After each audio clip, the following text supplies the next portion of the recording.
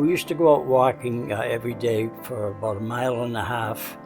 And one day I got like maybe a quarter of a mile into it, and my legs sort of tightened up on me. He would only be able to walk a short distance at a time, and he would have to stop and sit down.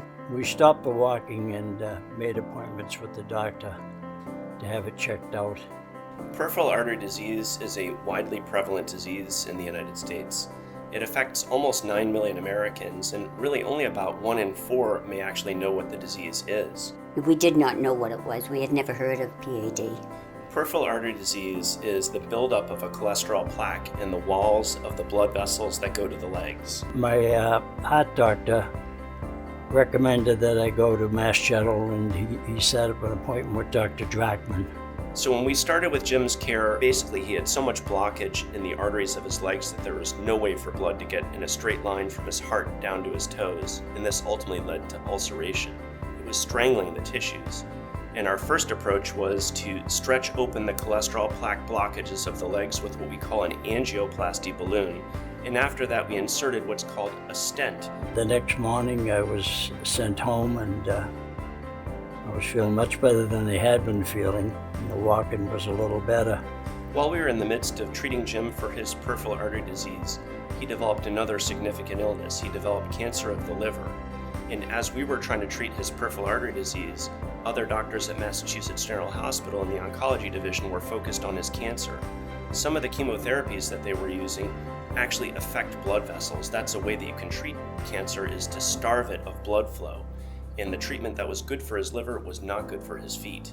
He got a lot of wounds on his feet, and his toes were really bad. Our job was to try to improve the blood flow the best we could so he could continue to receive therapy for his cancer and continue to lead a normal life without succumbing to either disease.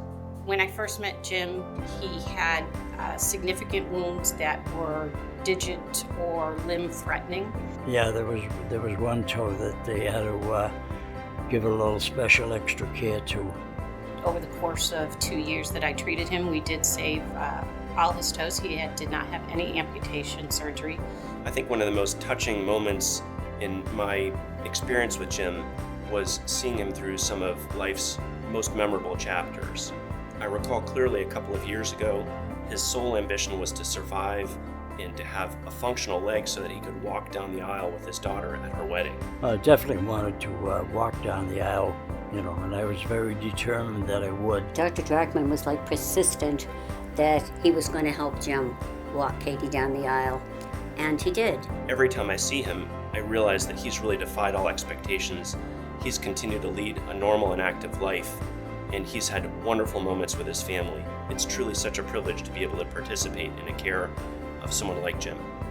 I felt special a lot of times, but I'm sure they gave the same treatment to everybody else, but it made me feel special. The risk was real, and his dedication to his care, his will to live, and the concerted efforts of our team here at the Fireman Vascular Center, I think all triumphed in the end of the day.